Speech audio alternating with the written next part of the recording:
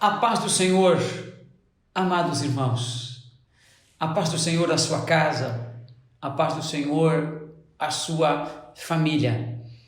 Mais uma vez, Deus nos concede a oportunidade de estarmos juntos no nosso grupo de crescimento, no grupo que está na sua casa, no grupo que está na sua família, como eu sempre digo, ou apenas a sua família, ou uma ou outra família junto com a sua, agregada à sua, para que a sua casa possa servir a Deus na sua plenitude.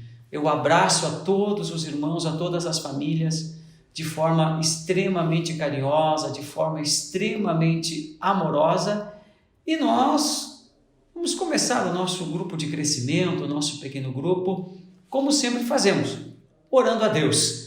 Então agora nós vamos orar. Eu peço que você aí na sua casa busque a Deus, fale com Deus de forma intensa, de forma fervorosa, orando por tantas coisas, orando pela reunião desta noite, orando por todas as demais reuniões, orando por todas as famílias da igreja, orando para que Deus nos guarde o seu povo e esse tempo de pandemia, isso passe logo, esse vírus seja vencido, os cientistas descubram uma vacina, o Espírito Santo haja no nosso organismo, fazendo com que o nosso organismo produza os anticorpos que nós precisamos para combater esse mal. Então não faltam razões para orarmos. Oremos. Nosso Deus e nosso Pai, em nome do Senhor Jesus, o autor e o consumador da nossa fé, nós chegamos, Senhor, diante de Ti novamente. Nós chegamos diante de Ti mais uma vez e nos valemos disto, do nome de Jesus, o nome sobre todo nome, meu Deus, o nome sobre todo nome, meu Pai. E nesta oração nós queremos, antes de mais nada, agradecermos a Deus por esta oportunidade maravilhosa de estarmos juntos como igreja e ao mesmo tempo como família, coletivamente como igreja, em centenas de famílias e reuniões, e individualmente a nossa família na nossa casa. Obrigado, Senhor, por esse momento tão precioso, tão importante. Obrigado pela vida dos nossos irmãos, Senhor. Obrigado por Tua graça e amor sobre nós derramados, Tua misericórdia que mais uma vez nos alcançou na manhã deste dia. Obrigado, Senhor. Obrigado de toda a nossa alma, de todo o nosso coração. E agora, Deus, ao mesmo tempo que nós Te agradecemos, nós queremos orar, Senhor, porque nós precisamos da Tua ajuda. Nós precisamos da Tua bênção, Senhor. Nós precisamos do estender da Tua mão. Nós nunca podemos abrir mão disso. Nós nunca podemos negociar isto, Senhor. Precisamos da Tua mão estendida. É a Tua mão estendida que nos traz vitória. É a Tua mão estendida que nos faz avançar. Então estenda a Tua mão sobre toda a igreja, sobre todas as famílias, e nos abençoa, Senhor. Abençoa as reuniões desta noite, que sejam reuniões muito abençoadas pelo Senhor, onde haja o grande mover do Espírito Santo de Deus, tocando sobre nós, fortalecendo a nossa fé, abrindo a nossa mente, limpando o nosso coração. Oramos por cada família que está reunida, por cada casa, por cada lar, Senhor. Oramos para que nesta noite o Espírito Santo ministre de uma forma grande sobre nós. Senhor, nós reconhecemos a autoridade e o senhorio de Jesus Cristo sobre nós e pedimos, nos abençoa em nome de Jesus. Amém e amém. Depois desta oração, nós vamos continuar o nosso grupo de crescimento, nós vamos continuar o nosso pequeno grupo, e você já sabe como é a estrutura do nosso pequeno grupo. Hoje a nossa estrutura, ela começa com a participação do pastor, mas é uma estrutura que no momento está um pouco diferenciada em função desta necessidade que nós estamos tendo.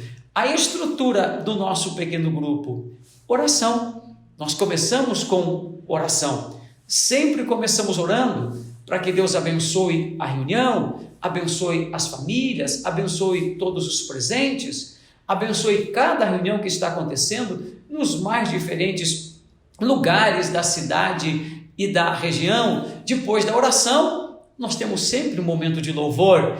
Então, não esqueça, nós temos que louvar, nós temos que cantar com levitas ou sem levitas, mas oremos para que em cada grupo de crescimento o Senhor levante levitas. Depois do louvor, nós temos o compartilhamento. Normalmente, um ou outro irmão fala do que mais lhe tocou na palavra. Junto ao compartilhamento, há sempre o testemunho. A gente divide esses dois momentos: o testemunho, aquilo que Deus tem feito, aquilo que Deus tem realizado, depois a exposição da palavra, depois o ensino que está sendo trazido à igreja. E lá no fim, depois do ensino, então nós temos a ministração financeira, onde nós ofertamos. Os nossos grupos de crescimento, os nossos familiares, eles precisam ofertarem para a obra de Deus. E além da oferta, nas nossas reuniões, nos nossos grupos de crescimento, nós também podemos entregar e consagrar os nossos dízimos ao Senhor. E finalmente, a oração de encerramento, onde oramos mais uma vez por todos os presentes, onde é oportunizado a cada um colocar uma necessidade específica, realizar um pedido específico, e então todos oram sobre este pedido, todos oram sobre esta necessidade. E olha, eu lhe digo, Deus tem respondido. Os testemunhos do que Deus tem feito estão aí no meio da igreja, estão aí na sua casa, aí na sua família. Feito isto, eu também quero glorificar muito a Deus pelo grande final de semana que tivemos. Olha, nós tivemos 3 grandes santas ceias muito abençoadas. A igreja está avançando, a igreja está crescendo. Eu glorifico muito a Deus pelo final de semana lindo que a igreja viveu. Nós conseguimos estar de novo no templo para culto presencial de Santa Ceia, algo que não vivíamos há tantos dias. Mas Deus foi bondoso, a igreja pôde estar aqui, e eu quero chamar a igreja para as atividades da semana.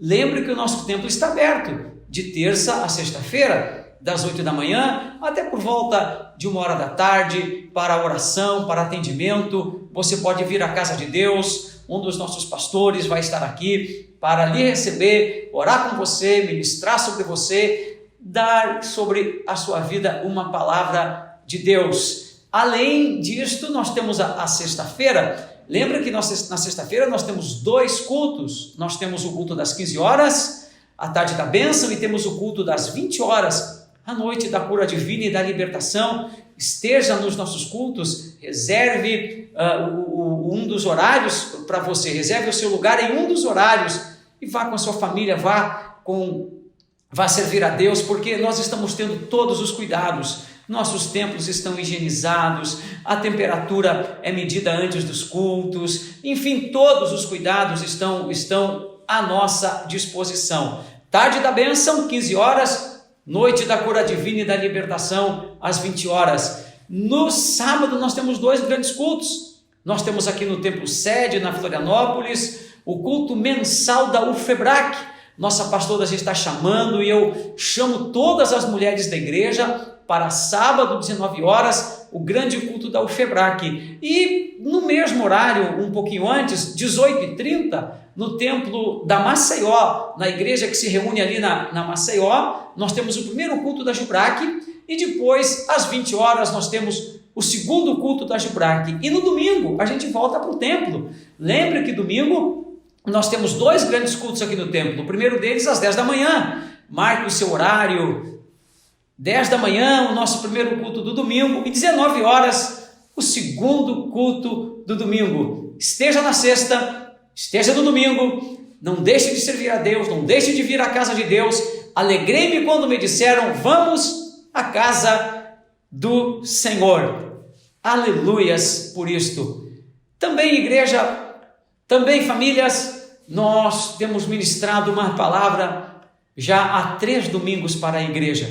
E é essa palavra que hoje, é esse texto, é esse tema que hoje no grupo de crescimento, aí no pequeno grupo vai ser ministrado por alguém, ou pelo sacerdote da casa, ou pela esposa, pela mãe, ou um dos filhos, alguém da família será o ministrante desta palavra. Que Deus lhe use, é a minha oração e o meu desejo. Estamos ministrando o texto de Mateus, que eu quero ler para você. Mateus capítulo 9, versículo 27. Saindo Jesus dali, 2 cegos o seguiram, clamando: Filho de Davi, tem misericórdia de nós. Entrando ele em casa, os cegos se aproximaram e ele lhes perguntou: Vocês creem que eu sou capaz de fazer isso? Eles responderam: Sim, Senhor. E ele, tocando nos olhos deles, disse: Que lhes seja feito segundo a fé que vocês têm. E a visão deles foi restaurada. Então Jesus os advertiu severamente: Cuidem para que ninguém saiba disso. Eles, porém, saíram e espalharam a notícia por toda aquela região. Esta é a palavra que estamos ministrando à igreja. Ações que constroem o toque de Jesus. Precisamos do toque de Jesus. Necessitamos do toque de Jesus. É o toque dele que traz a mudança, que traz a vitória. É o toque dele que possibilita a conquista. Como vamos ter esse toque sobre nós? Desenvolvendo ações que construam esse toque. E é sobre isso que estamos falando. Ações que constroem o toque de Jesus. Aqueles 2 cegos reconheceram a Jesus. E nós temos falado muito sobre reconhecimento. E nós já temos andado, já temos caminhado, a igreja tem avançado, tem crescido muito nisso. E como que eu vou saber se eu, como crente, estou de fato reconhecendo Jesus na minha vida? Então nós avançamos um pouco mais, aprofundamos um pouco mais, o Espírito Santo trouxe uma revelação um pouco maior e nós descobrimos que existem evidências que mostram o quanto eu reconheço Jesus, que mostram o tamanho desse reconhecimento. A primeira delas é a adoração.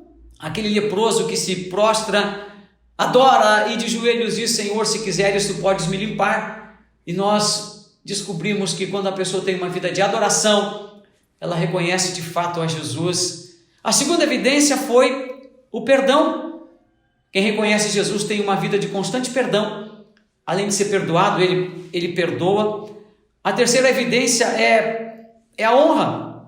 Uma pessoa que reconhece Jesus, ela honra o Senhor. Tal qual Maria, naquele jantar em Betânia, honrou Jesus, derramando sobre os pés de Jesus aquele perfume tão precioso, tão caro, mas era um momento de honra.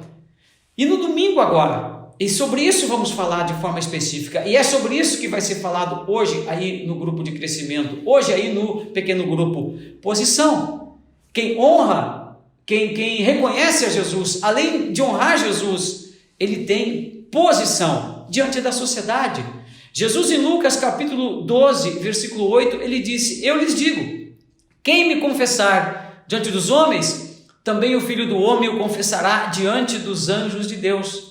Posição. Mais do que nunca, a igreja precisa responder à sociedade a respeito da sua fé. Nós precisamos nos posicionar a respeito da nossa fé.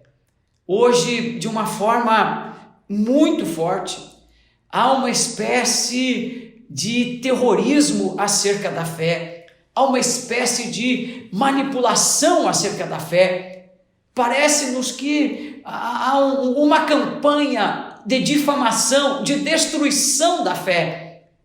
E isso leva muitas vezes a pessoa a se constranger, leva o crente a se intimidar, leva o crente às vezes a se envergonhar da própria fé, esquecendo daquilo que Deus falou lá no Antigo Testamento: eu honro os que me honram, mas os que desprezam, eu também vou desprezar. Posição. Quando nós reconhecemos Jesus, nós nos posicionamos frente à sociedade a respeito da nossa fé. Nós já falamos à igreja que a fé, ela sempre andou na contramão. Parece-nos que tudo que se relaciona à fé é mais difícil, exige mais. Nós constatamos, e Judas, o irmão do Senhor Jesus, na sua carta, no versículo 4, ele falou que a fé é uma verdadeira batalha. Ele chegou a dizer que ele sentiu que era necessário escrever-lhes com insistência para que os crentes batalhassem de uma vez por todas acerca da fé que foi confiada aos santos. Então a fé é uma batalha, esse posicionamento exige de nós, mas nós não temos um outro caminho, queridos. Nossa fé, ela precisa ser demonstrada, nós temos que ter posição acerca da nossa fé. Então, sobre esse posicionamento, a gente viu coisas tão importantes, tão profundas. A primeira delas, que a fé não pode ser omitida. A gente não pode ser um agente secreto da fé. Muito pelo contrário. Todos têm que conhecer a nossa fé, todos têm que saber em quem cremos, o que cremos, quem somos, para onde vamos. A fé não pode ser omitida. Foi para isso que o Espírito Santo foi derramado sobre a igreja. Atos capítulo 1, versículo 8, mas recebereis poder ao descer sobre vós o Espírito Santo, e vocês serão minhas testemunhas, Jerusalém, Judeia, Samaria e até os confins da terra. Fale da fé, demonstre a fé, se posicione acerca da fé, porque a fé não pode ser omitida, a fé não pode ser também negociada. Falamos daquele homem rico que se aproxima de Jesus e pergunta o que ele fazia para que ele pudesse ser salvo, e Jesus diz a ele algumas coisas que ele deveria realizar, e ele então argumenta com o Senhor e diz: eu já fiz isso, eu faço isso desde a minha juventude. E Jesus disse para ele: uma coisa te falta. E Jesus disse: vai, vende o que tu tens, dá para os pobres, me segue, e você vai ter um tesouro no céu. Mas a Bíblia diz que aquele jovem se retirou triste, porque ele era rico, o sujeito tinha realmente muito recurso, mas Jesus não negociou. Jesus estabeleceu um padrão para a fé e Jesus não negociou aquele padrão. Então a fé não pode ser negociada, não há nada, não há nenhum valor, não há nenhuma negociação, nenhum encaminhamento, não há nenhum ganho, não há nada que possa ser maior do que a sua fé. Então não negocie a sua fé. O emprego não pode fazer com que a sua fé seja negociada. E finalmente, porque um dia todos nós, a gente vai chegar no fim da carreira. Ou nós vamos partir ao encontro do Senhor, ou Ele vai vir nos buscar no arrebatamento da igreja. Então a gente tem uma estrada longa pela frente. Você vai viver muito, em nome de Jesus. Se Cristo tardar em vir, você vai viver demais, muito mesmo. Mas vai chegar um dia que as coisas vão finalizar.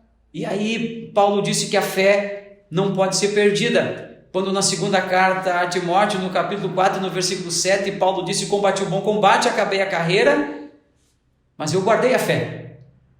Não perca a fé. A fé não pode ser perdida.